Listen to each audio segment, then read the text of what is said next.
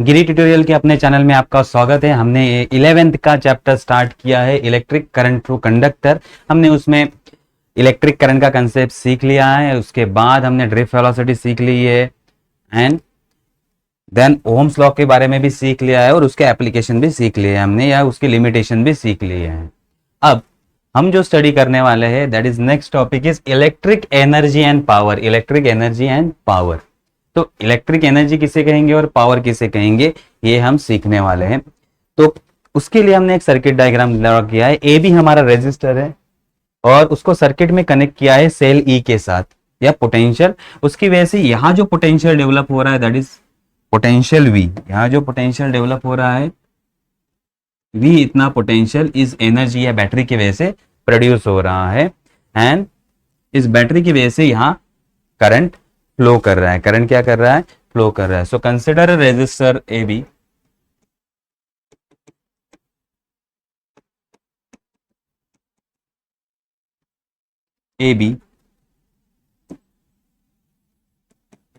A B connected to battery or a potential source, then I current flowing through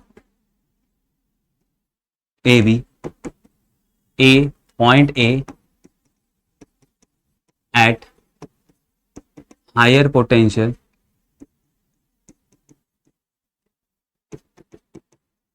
than point B. So point A higher potential पे है, point B lower potential पे है। Means point A positive terminal को connected है, point B negative terminal को connected है। उसकी वजह से यहाँ करंट फ्लो करेगा। उसकी वजह से क्या होगा, करंट फ्लो करेगा। अब करंट फ्लो कर रहा है मींस क्या फ्लो करेगा, charge. Flow of charge is nothing a current. So if Q is a charge, if Q is charge flowing through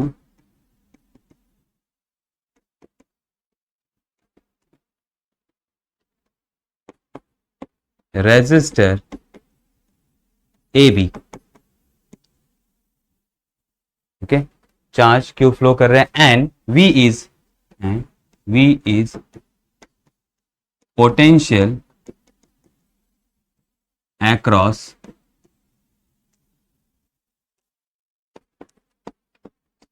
resistor AB। तो अब चार्ज क्या कर रहे हैं, फ्लो कर रहे हैं because of potential V। Means अब पोटेंशियल V क्या कर रहा है, चार्ज को घुमा रहा है। मींस चार्ज यहां से जाना स्टार्ट कर देंगे, यहां से यहां। तो A टू B जाने के लिए रेजिस्टर है अपोज करेगा, तो क्या करना पड़ेगा, वर्क डन। तो ये वर्क डन कौन कर रहा है, potential. So potential charge Q के ऊपर वर्क डन करेगा in time t। So what is potential, the potential between A and B so is equal to, so potential is equal to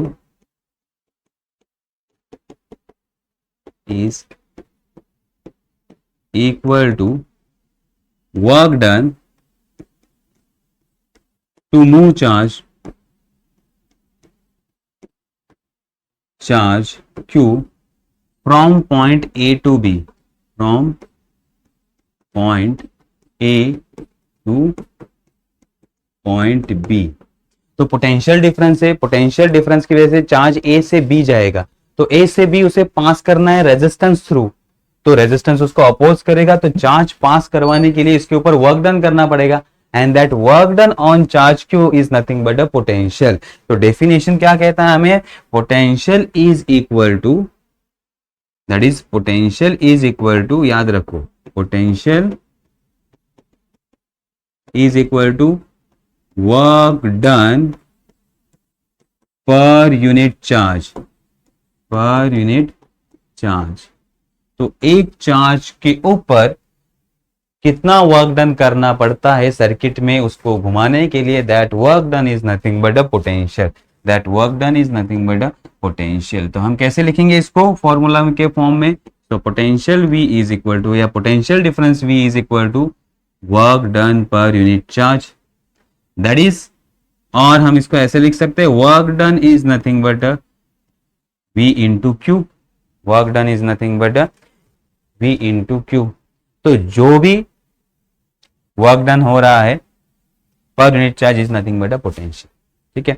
but हमें पता है work done is nothing but a energy, work done is nothing but a energy. तो जो भी charge के पास energy आ रही है work done करके, वो एनर्जी किसको जा रही है, रजिस्टर को जा रही है। वो एनर्जी किसको जा रही है, रजिस्टर के पास जा रही है। तो जितनी भी एनर्जी चार्ज के पास थी बिकॉज ऑफ वर्क डन, वो किसके पास जा रही है, रजिस्टर के पास जा रही है। एंड वो एनर्जी कितनी होगी, तो जितना हम वर्क करेंगे या जितना यहां से यहां जाएंगे, ए टू बी जाएंगे, तो पोटेंशियल क्या होता जाएगा, कम होता जाएगा, उतनी एनर्जी भी कम होती जाएगी। और वो एनर्जी किसको मिलेगी, रजिस्टर को मिलेगी। तो याद रखो, work done is nothing but now work done is equal to energy, work done is equal to energy।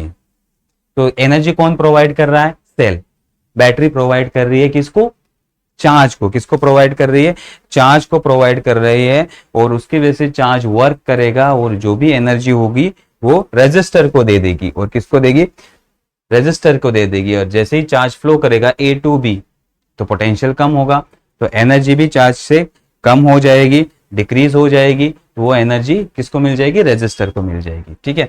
So work done is nothing but energy, work done is nothing but energy. तो energy given by battery और to charge Q, किसके लिए दी, to perform a work.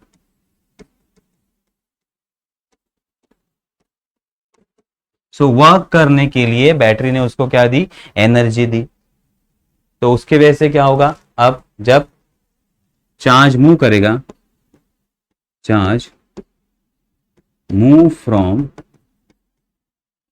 A to B, potential decrease,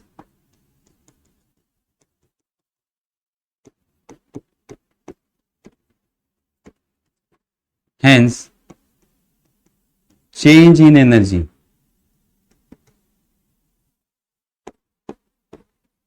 change in energy that is delta U is equal to, that is nothing but a work done। तो कितना change होगा, we Q. जितना जितना potential change होगा उतना energy भी change होगी। वो एनर्जी किसको मिलेगी, रेजिस्टर को मिलेगी। और अकॉर्डिंग टू ओम्स लॉ, अगर हम ओम्स लॉ स्टडी करते हैं, ओम्स लॉ क्या कहता है, V is equal to I R, V is equal to I R. तो यहाँ नहीं, यहाँ हम करंट का डेफिनेशन यूज करते हैं, ओम्स लॉ नहीं। Using current definition, current is equal to charge upon time, charge upon time. So therefore charge is equal to current into time. तो यही फॉर्मूला होगा, V I delta T, V I delta T, ठीक है। सो change इन energy किस पे depend करता है, V I delta T. अगर हम इसको थोड़ा सा रीअरेंज कर देंगे, थोड़ा सा रीअरेंज कर देंगे, तो हमारा इक्वेशन आएगा delta U by delta T V I. अगर हम इसको लिमिट ले लेते हैं for very short interval delta T tends to zero, then इसी को हम लिख सकते हैं D U by D T, D U by D T is equal to V into R. So change in a potential energy per unit time. तो जैसे जैसे potential change होगा, ए टू बी मूव करेगा, तो टाइम के हिसाब से energy भी क्या होगी, चेंज होगी। So that change in energy is nothing but a potential into current. And change in rate of change of energy, तो ये क्या होगा, इसे कहा जाता है पावर। इसे क्या कहा जाता है, पावर। तो ये पावर किसको जा रही है, रेजिस्टर के पास। अगर रेजिस्टर की जगह मोटर लगा होगा तो ये पावर किसके पास जाएगी, मोटर के पास। में जो भी एनर्जी ट्रांसफर हो रही है दैट इज नथिंग बट, हम क्या ट्रांसफर कर रहे हैं, पावर ट्रांसफर कर रहे हैं। क्या ट्रांसफर कर रहे हैं, पावर। अगर मोटर लगा होगा तो मोटर के पास जाएगा, फैन लगा होगा तो फैन के पास, एसी लगा होगा एसी के पास, हीटर लगा होगा हीटर के पास ये पावर जाएगा। तो जो भी पावर बैटरी सप्लाई कर रही है डी यू, वो चेंज हो रही है, वो किसके पास जा रही है, वो जा रही है रेजिस्टर के पास। तो हम कहते हैं D U by D T, D U by D T is equal to power. इसी को क्या कहते हैं, power, that is rate of change of energy, rate of change of energy. तो जो भी चार्ज के पास से एनर्जी जा रही है, चार्ज के पास जो एनर्जी थी वो किसके पास जा रही है, रेजिस्टर के पास, या जो भी हमने कंपोनेंट लगाया इलेक्ट्रिक के पास उसके पास जा रही है। मीन्स एनर्जी जा रही है तो एनर्जी कम हो रही है, वो एनर्जी किसको मिल रही है, रेजिस्टर को। तो वो एनर्जी जो मिल रही है उसी को हम क्या कहते हैं, पावर। उसी को क्या कहते हैं, पावर। तो पावर का फॉर्मूला होगा therefore power P is equal to du by dt is equal to V into R। ठीक है, ये समझ में आ गया एक कंसेप्ट। तो अब पावर हमारे पास आ गया, पावर का फॉर्मूला कौन सा है, V इंटू आई। तो आते आगे बढ़ते हैं। अब चलो, अगर हम वायर का स्टडी करते हैं, अगर हम वायर का स्टडी करते हैं, अब रेजिस्टर है, रेजिस्टर करंट को अपोज करेगा। मींस क्या होगा, अगर हमारे पास एक वायर है, वायर में बहुत सारे फ्री इलेक्ट्रॉन होंगे और आयन कोर होंगे। Iron core, iron core means free electron. देखो न्यूक्लियस होता है, न्यूक्लियस के अराउंड में इलेक्ट्रॉन रिवॉल्व करते हैं। तो लास्ट वाला जो इलेक्ट्रॉन होता है वो वैलेंस इलेक्ट्रॉन, वो इजीली यहां से वहां जा सकता है। लेकिन ये जो अंदर वाला पार्ट है ये मोशन में नहीं आता, इसमें से इलेक्ट्रॉन बाहर नहीं, तो इसे कहा जाता है आयन कोर। क्योंकि इलेक्ट्रॉन चला गया तो ये पॉजिटिवली चार्ज आयन बन गया, तो ये होगा आयन कोर। तो आयन कोर स्टेशनरी रहेंगे और इलेक्ट्रॉन जो वैलेंस इलेक्ट्रॉन होंगे या एटम में फ्री इलेक्ट्रॉन होंगे वो मेटल में घूमते रहेंगे। ये समझ में आ गया। तो अब एक शॉर्ट डायग्राम से हम इसको एक्सप्लेन करते हैं। एक्चुअली छोटा सा डायग्राम ड्रॉ किया हमने। एक हमारे पास क्या है, मेटल का रॉड है और इसमें आयन कोर है। इसमें क्या है, आयन कोर। इसमें ये आयन कोर है और इस आयन कोर, और यहां इलेक्ट्रॉन क्या कर रहे हैं, इलेक्ट्रॉन फ्लो कर रहे हैं फ्रीली। इलेक्ट्रॉन क्या कर रहे हैं, यहां से पास कर रहे हैं। तो जैसे ही इलेक्ट्रॉन यहां से पास होंगे एक जगह से दूसरी जगह, आयन कोर को कोलाइड होंगे। तो अपनी एनर्जी किसको दे देंगे, आयन कोर को। अपनी एनर्जी किससे देंगे, आयन कोर को। आयन कोर को एनर्जी देंगे तो आयन कोर या एटम मैक्सिमम एम्पलीट्यूड से वाइब्रेट करना स्टार्ट कर देगा।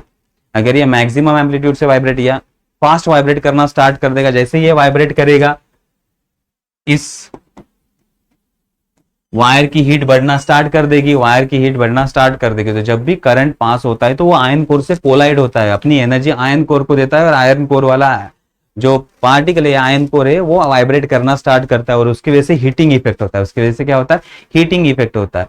तो जो भी एनर्जी इलेक्ट्रॉन को मिल रही है बैटरी से मूव करने के लिए, वो कहां जा रही है, रेजिस्टेंस में जा रही है। तो रेजिस्टेंस उसको किस में कन्वर्ट कर रहा है, हीट में।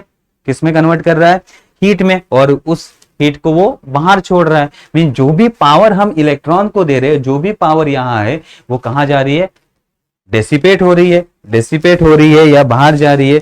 तो power dissipated, power is dissipated,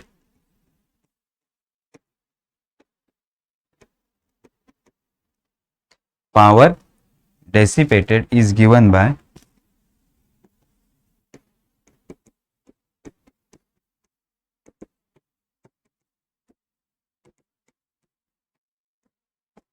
तो जो भी पावर अब हीट थ्रू रेजिस्टर थ्रू बाहर जा रही है वो कैसे देंगे, तो फॉर्मूला लेंगे P is equal to V I. तो उसके फॉर्मूले using Ohm's law, Ohm's law का यूज करते हैं हम। अब ओम्स लॉ के दो फॉर्मूले हम लिखते हैं, V is equal to I R एक फॉर्मूला, और इसी को रिप्लेस किया तो I is equal to V by R. तो एक बार V का वैल्यू आई आर पुट करते हैं तो P इज इक्वल टू क्या होगा, V आई।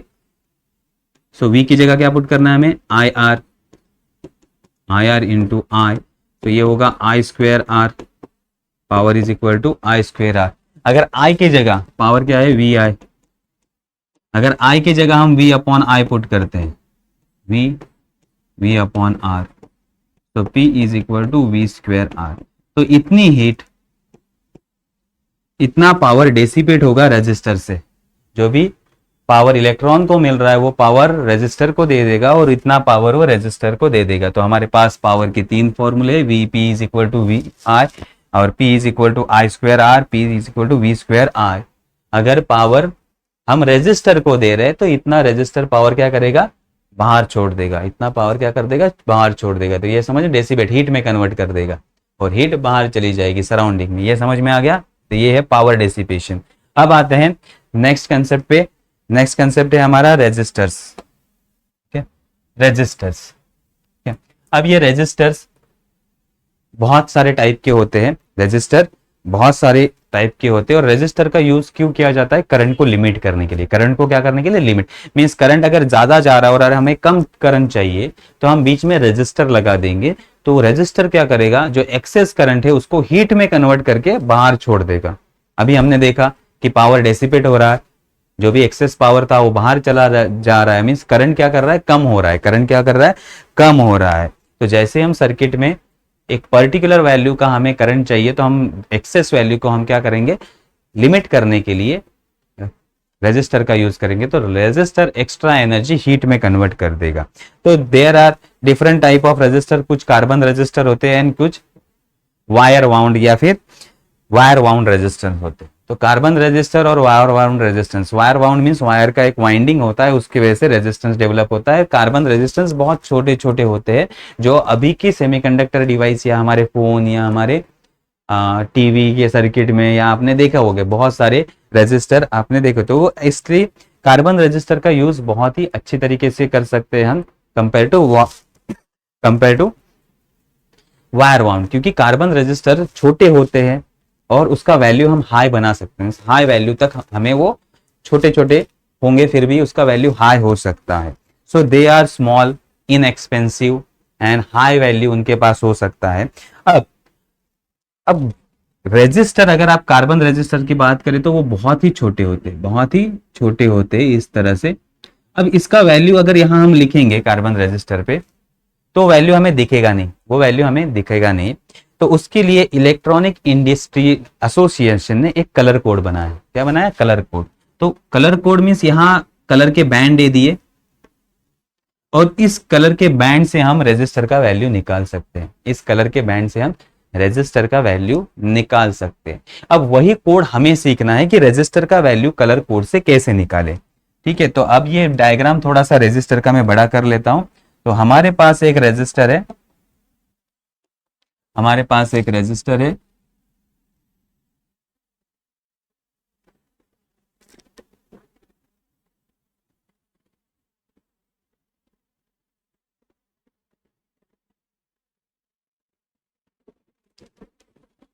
अब इसके ऊपर चार बैंड हो सकते हैं। कितने हो सकते हैं? चार बैंड होंगे इसके ऊपर। एक, दो, तीन और ये फोर्थ बैंड यहां होगा। ऐसे हमारे चार बैंड होंगे यहाँ, first band, second band, third band and fourth band.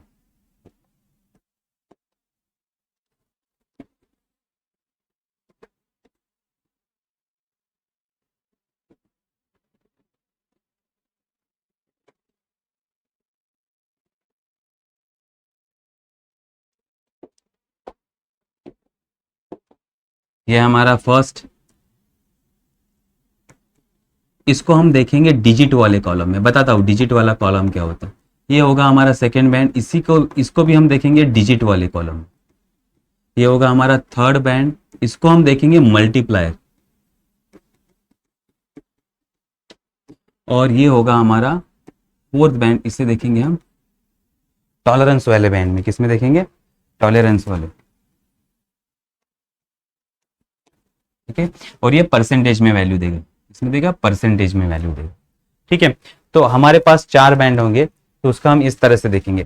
अब ये first, second digit, third digit और फोर्थ होएगा, उसे हम देखते हैं। तो देखो हमारे पास यहाँ कलर होंगे, फर्स्ट, सेकेंड, थर्ड और फोर्थ कलर। तो पहले हम कलर लिख लेते हैं। तो हमारे पास एक टेबल होगा जिसमें कलर होंगे।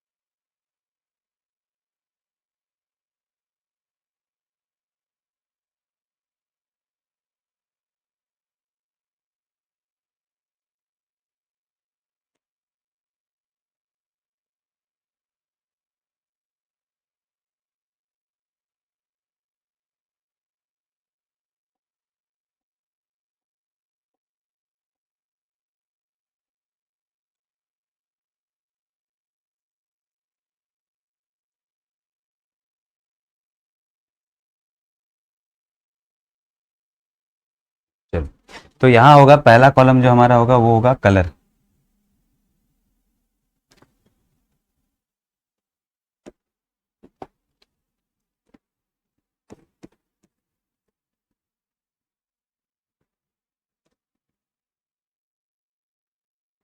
देन दूसरा होगा हमारा डिजिट।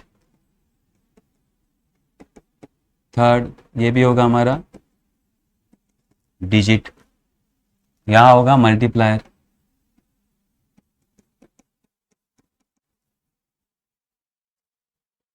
यहाँ होगा हमारा टॉलरेंस।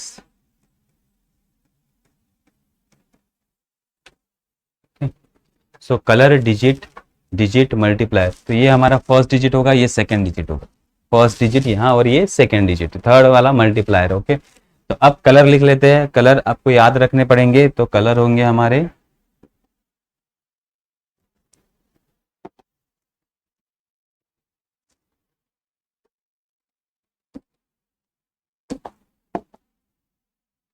कोई और कलर से लिखते हैं हम।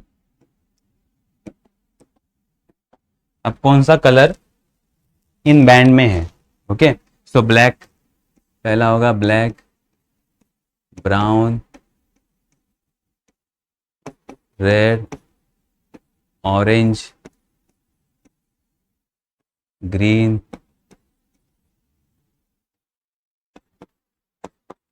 ब्लू,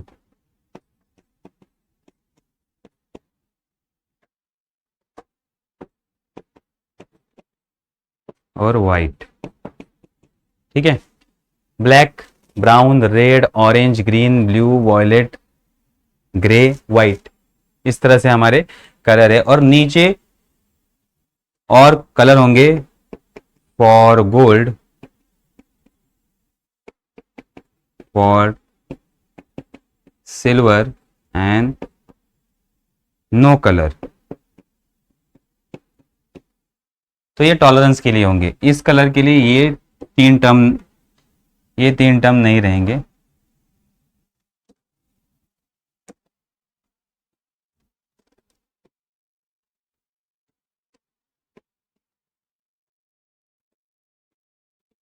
अब देखो, हमें जो वैल्यू लेना है डिजिट, पहला डिजिट ब्लैक कलर के लिए डिजिट होगा 0, देन 1, देन 2, 3, 4, 5, 6, 7, 8।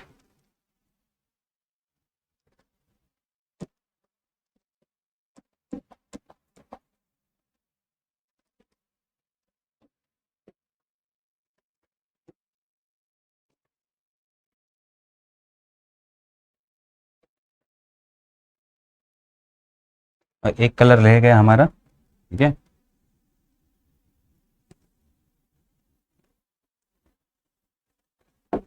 यहाँ होगा येलो कलर। ओके, तो अब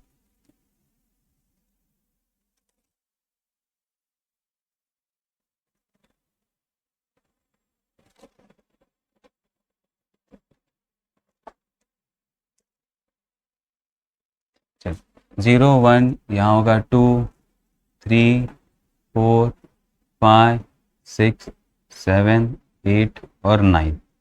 अब यहाँ डिजिट सेकेंड डिजिट भी होगा हमारा सेम 0, 1, 2, 3, 4, 5, 6, 7, 8 एंड 9। देन यहाँ होगा मल्टीप्लायर, 10 का पावर में लिखना होगा। 10 raise to 0 means 1, 10 raise to 0 means 1, then 10 raise to 1, 10 raise to 2,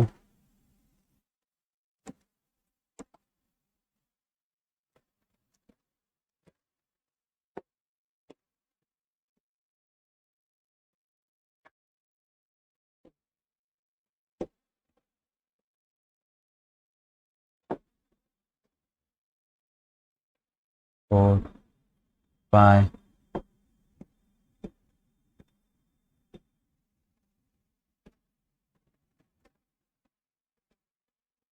4, 5, 6, 7, 8, 9। ठीक है, देन अब यहाँ 10 के पावर में लिखना है हमें। ओके,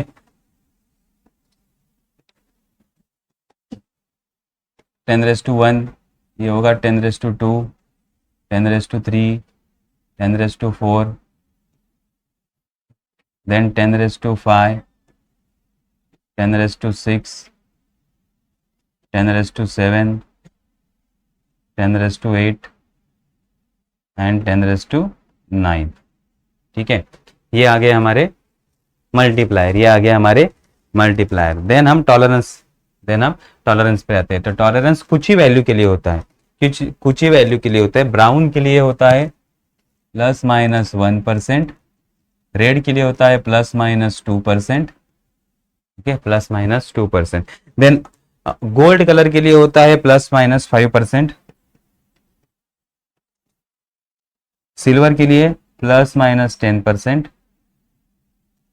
एंड नो कलर के लिए ±20%, ±20%। तो ये है हमारे कलर कोड।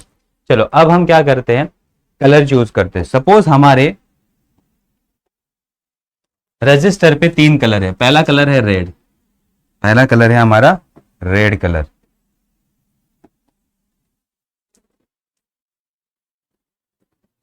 पहला कलर रेड है, दूसरा कलर है येलो,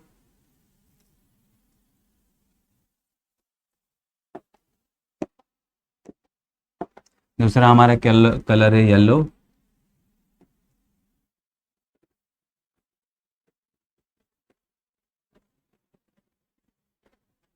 तीसरा है ऑरेंज,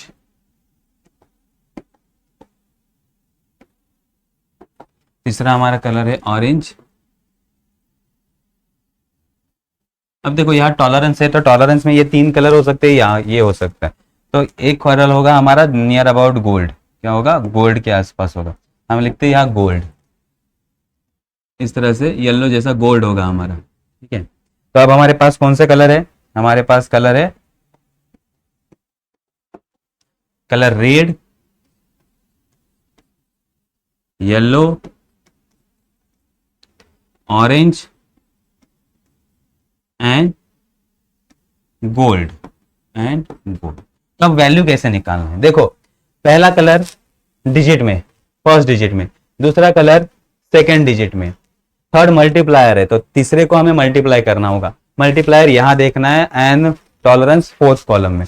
तो कैसे वैल्यू होगा, रेड के लिए देखो, रेड के लिए पहला डिजिट 2, यहां लिखेंगे हम 2। येलो के लिए 4, सेकेंड कॉलम में डिजिट 2 4। अब ये मल्टीप्लायर है तो ये मल्टीप्लाई करेगा। ऑरेंज मल्टीप्लायर में देखना होगा, ऑरेंज मल्टीप्लायर में कौन सा है, 10⁻3, 10⁻3 मल्टीप्लायर वाले कॉलम में देख लिया 10⁻3।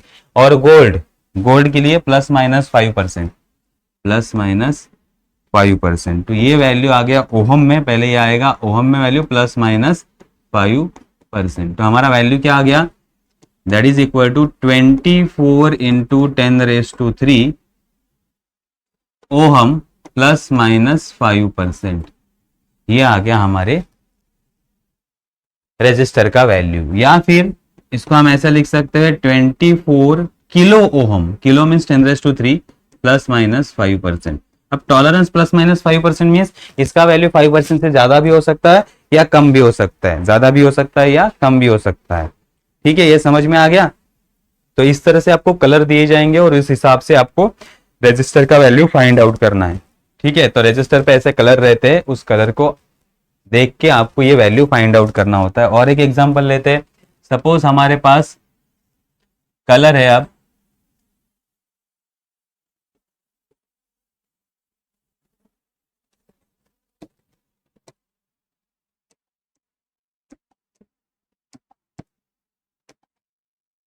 अब डायरेक्टली लिख देते हैं कलर।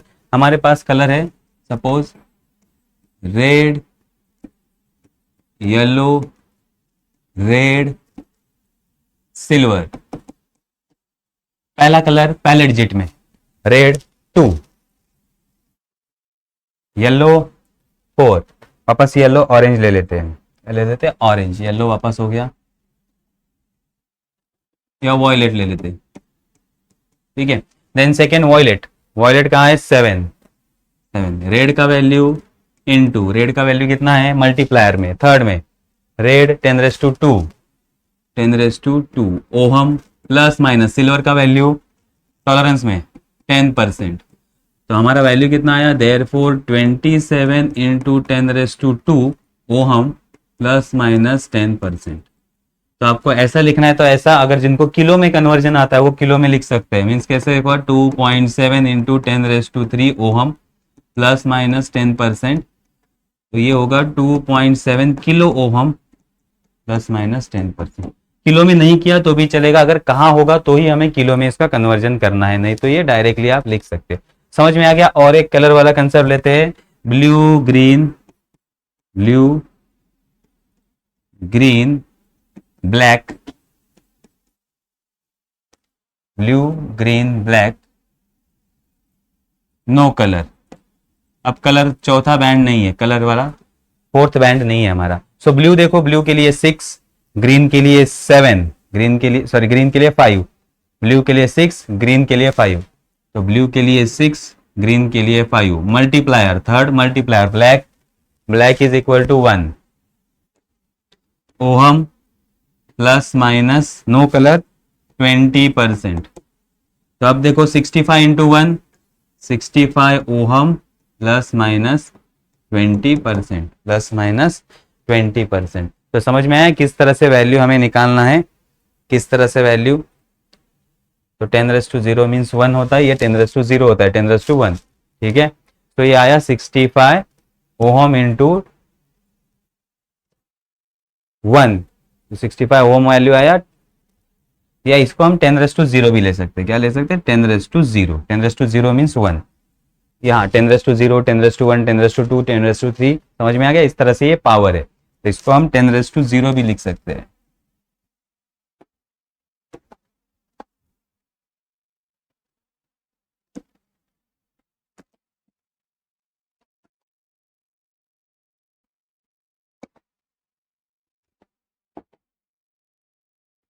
ये भी चलेगा 10⁻0, 10⁻1, 10⁻2, 3, 4, 10⁻0 इज नथिंग बट 1।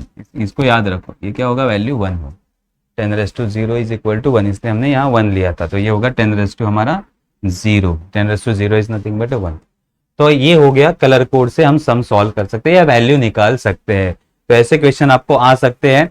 अब इसको याद कैसे रखें कि ये कलर कोड याद कैसे रहेंगे, तो एक सेंटेंस आप बना सकते हैं। आपके बुक में एक सेंटेंस दिया गया है, बुक का सेंटेंस आप रीड कर सकते हो। दैट इज, बुक में सेंटेंस आपको दिया है, B B Roy in a Great Britain has very good wife. B B Roy in a Great Britain has a, B B Roy having, B B Roy having, B B Roy in a Great Britain having very great wife, very good wife, very good wife. ये आप लिख सकते हो क्योंकि इसमें इन और ये आता है। या फिर आप दूसरा भी सेंटेंस लिख सकते हो, दैट इज बीबी रॉय, ये सारे कलर है, going Bombay via great way, via great way. तो ये भी याद रख सकते हैं। तो BBROY ये कलर हो गया, गोइंग बी वी, और ये ग्रीन और ये व्हाइट। तो ये कलर भी आप याद रख सकते हो, इस तरह से भी याद रख सकते हो। बुक में भी एक सेंटेंस है। तो ये समझ में आ गया। तो रजिस्टर का वैल्यू कैसे निकालते हैं ये समझ में आया। इसके बाद हम नेक्स्ट लेक्चर में हम सीरीज कॉम्बिनेशन और पैरेलल कॉम्बिनेशन सीखेंगे। आज हम यहीं पे स्टॉप करते हैं। इसका प्रैक्टिस करो, एक दो सम आपके एक्सरसाइज में दिए गए हैं, उस कलर को सॉल्व करने की कोशिश करो। अगर आपको आता है, इसका रिवर्स प्रोसेस भी देखो कि अगर आपको वैल्यू दिया है तो कलर आता है कि नहीं, कौन से कलर का रजिस्टर होगा वो भी डिटेक्ट करना सीख लो।